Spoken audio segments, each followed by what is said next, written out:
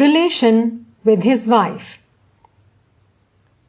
In 1872, Sharda Devi paid her first visit to her husband at Dakshineshwar.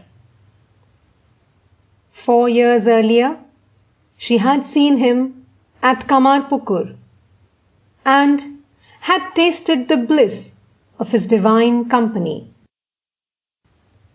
Since then, she had become even more gentle, tender, introspective, serious, and unselfish. She had heard many rumors about her husband's insanity. People had shown her pity in her misfortune. The more she thought, the more she felt that her duty was to be with him, giving him, in whatever measure she could, a wife's devoted service. She was now 18 years old. Accompanied by her father, she arrived at Dakshineshwar, having come on foot the distance of 80 miles. She had had an attack of fever on the way. When she arrived at the temple garden, the master said sorrowfully, "Ah, you have come too late.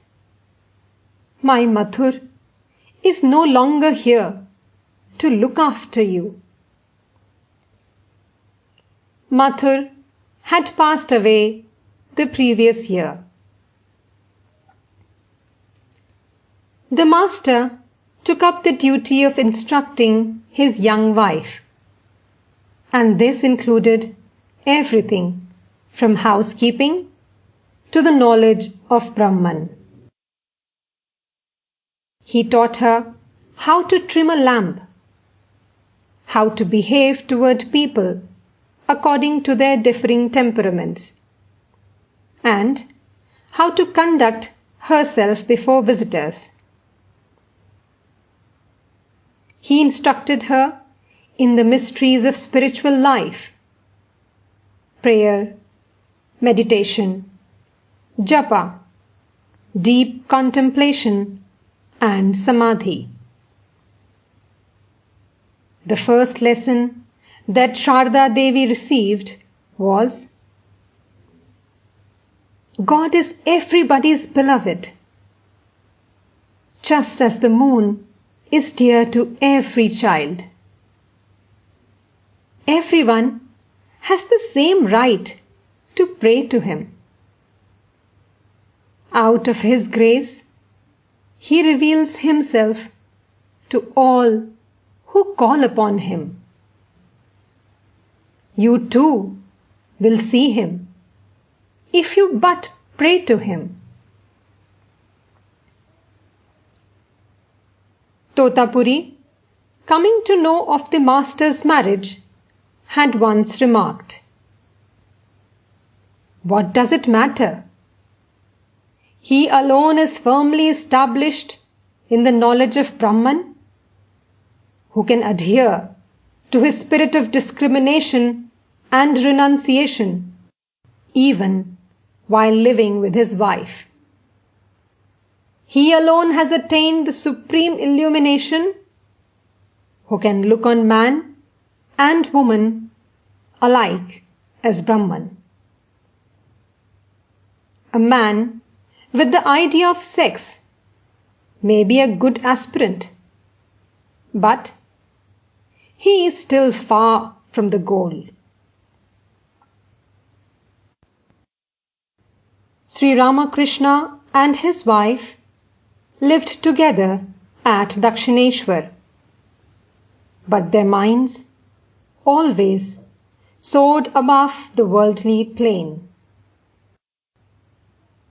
A few months after Sharda Devi's arrival, Sri Ramakrishna arranged, on an auspicious day, a special worship of Kali, the Divine Mother. Instead of an image of the deity, he placed on the seat the living image, Sharda Devi herself. The worshipper and the worshipped went into deep samadhi, and in the transcendental plane their souls were united. After several hours, Sri Ramakrishna came down again to the relative plane, sang a hymn to the great goddess, and surrendered at the feet of the living image himself, his rosary, and the fruit of his lifelong sadhana. This is known in Tantra as the Shodashi Puja, the adoration of woman.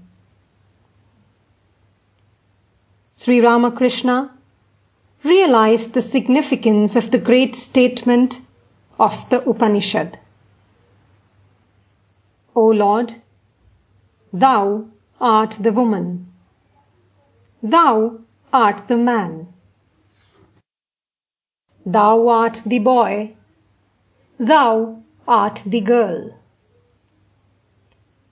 Thou art the old tottering on their crutches, Thou pervadest the universe in its multiple forms. By his marriage, Sri Ramakrishna admitted the great value of marriage in man's spiritual evolution, and by adhering to his monastic vows, he demonstrated the imperative necessity of self-control, purity, and continence in the realization of God.